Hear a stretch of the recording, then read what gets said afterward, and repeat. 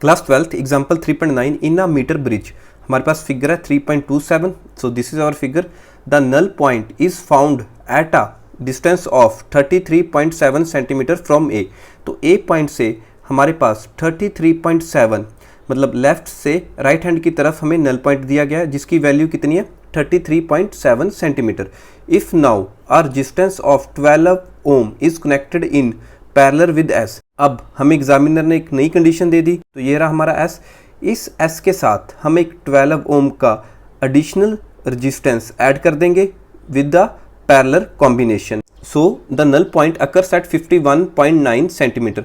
तो इस रेजिस्टेंस के कारण क्या हुआ, जो हमारा नल पॉइंट है वो शिफ्ट कर गया 51.9 सेंटीमीटर फ्रॉम ए ही, क्योंकि यहाँ पे उसने कंडीशन ही दी तो हम मान के चल रहे हैं कि वो ए से ही बात करेगा। Determine the value of R and S. हमारे पास अब रेजिस्टेंस है आर एंड एस, उसकी हमें वैल्यू फाइंड करनी है।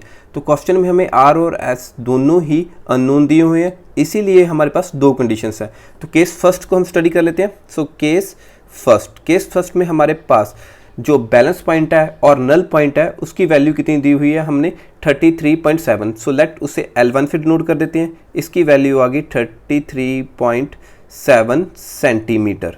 एंड बाकी रिमेनिंग पोर्शन की लेंथ कितनी बच गई हमारे पास 100 माइनस L1, बिकॉज जो ये मीटर स्केल है इसकी जो लेंथ होती है वो होती है 100 सेंटीमीटर।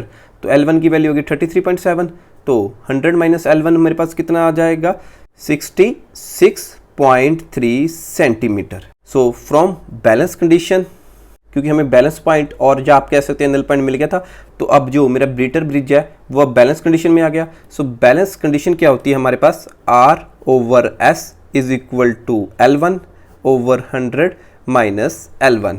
नाउ हम यहाँ पे वैल्यू सब्स्टिट्यूट कर देते हैं। सो जैसे हमने पहले ही कहा था कि R और S मेरे पास बोथ अननोन है, बट L1 की वैल्यू हमें गिवन है 33.7 सेंटीमीटर और 100 माइनस L1 की वैल्यू हमने कैलकुलेट कर ली थी 66.3 सेंटीमीटर। तो सेंटीमीटर से सेंटीमीटर कैंसिल हो गया। अब 33.7 डिवाइडेड बाय 66.3, तो ये मेरे पास क्या आ जाएगा, R over S comes out to be 0.508। So अब हम R की वैल्यू निकाल लेते हैं इस इक्वेशन से। So R comes out to be 0.508 into S। So let it will be our equation number 1। हम इसे इक्वेशन नंबर 1 से डिनोट कर लेते हैं। तो अब यहाँ पे हम आगे क्या यूज़ करेंगे, सेकंड कंडीशन। तो सेकंड कंडीशन में हमें क्या कहा गया है, नाउ इन सेकंड कंडीशन हमने 12 ओम रेजिस्टेंस को कनेक्ट कर दिया, कनेक्टेड विद S, जो हमारा S रेजिस्टेंस था, इन पैरेलल। हमने उसे पैरेलल में कनेक्ट कर दिया लाइक दिस। यहाँ पे मैं ग्रीन पेन यूज़ कर लेता हूँ ताकि थोड़ा सा हमें ईजी रहे, हम सेकंड कंडीशन को ग्रीन पेन से रिप्रेजेंट करें। जब इसमें मैंने 12 ओम का रेजिस्टेंस ऐड किया इन अ पैरेलल कॉम्बिनेशन, तो मेरे पास अब यहाँ पे इक्विवेलेंट रेजिस्टेंस, लेट उसे हम SEQ से रिप्रेजेंट कर देते हैं। जो हमने ये रेजिस्टेंस ऐड किया additionally 12 ohm in a parallel, जो मेरा नल पॉइंट है और बैलेंस पॉइंट है वो शिफ्ट हो गया, लाइक वो कहीं यहाँ पे मेरे पास शिफ्ट हो जाएगा। क्लियर। सो इसको हम L2 मान लेते हैं। सो मेरे पास L2 की वैल्यू गिवन है क्वेश्चन में 51.9 सेंटीमीटर, 0.9 सेंटीमीटर। सो इसी तरह से माई 100 माइनस L2 अब यहाँ पे बच जाएगा रिमेनिंग पार्ट ऑफ स्केल। तो सबसे पहले हम यहाँ पे कंडीशंस लिख लेते हैं। L2 की वैल्यू हमारे पास गिवन दी हुई है 51.9 सेंटीमीटर। सो 100 माइनस L2 मेरे पास कितना आ जाएगा 48.1 सेंटीमीटर। अगेन अब मेरा ब्रिज स्टोन बैलेंस हो गया है, तो according to second balance condition, second balance condition, according to second balance condition अब हमें S इक्विवेलेंट की वैल्यू चाहिए। So R upon S equivalent is equal to 51.9 48.1 centimetre. तो S इक्विवेलेंट की वैल्यू हम निकाल लेते हैं यहाँ पे। So my S equivalent, so parallel combination में है 1 over S equivalent is equal to 1 over S resistance plus 1 by 12 resistance. तो इसे हम फर्दर सिंप्लीफाई करें तो मेरे पास S equivalent comes out to be 12S upon 12 plus S। जहाँ से हमने एलसीएम लिया, इससे मल्टीप्लाई किया, इससे मल्टीप्लाई किया और इसे आपस में मल्टीप्लाई कर दिया, तो 12 प्लस S अपॉन 12S आ गया। तो यहाँ पे हमने रेसिप्रोकल कर लिया बोथ साइड्स, तो ये मेरे पास एस इक्विवेलेंट की वैल्यू आ गई। तो इसे हम सब्स्टिट्यूट कर देते हैं। सो आर एस इक्विवेलेंट की वैल्यू मेरे पास है 12s/12 + s is equal to, अब 51.9 को अगर मैं डिवाइड करूँ 48.1 से, तो ये मेरे पास आ जाएगा 1.079। इसे मैं फर्दर सिंप्लीफाई करूँ तो ये ऐसे आ जाएगा r into 12 + s divided by 12s is equal to 1.079।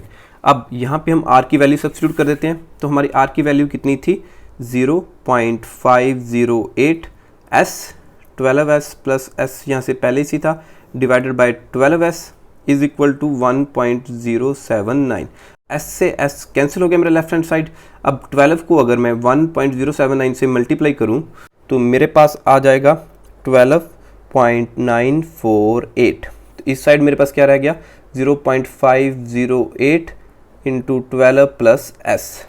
Further simplify करें, 12 + s is equal to 12.948 divided by 0.508। अब इन्हें अगर मैं डिवाइड करूं तो ये मेरे पास आ जाएगा इज इक्वल टू 25.488।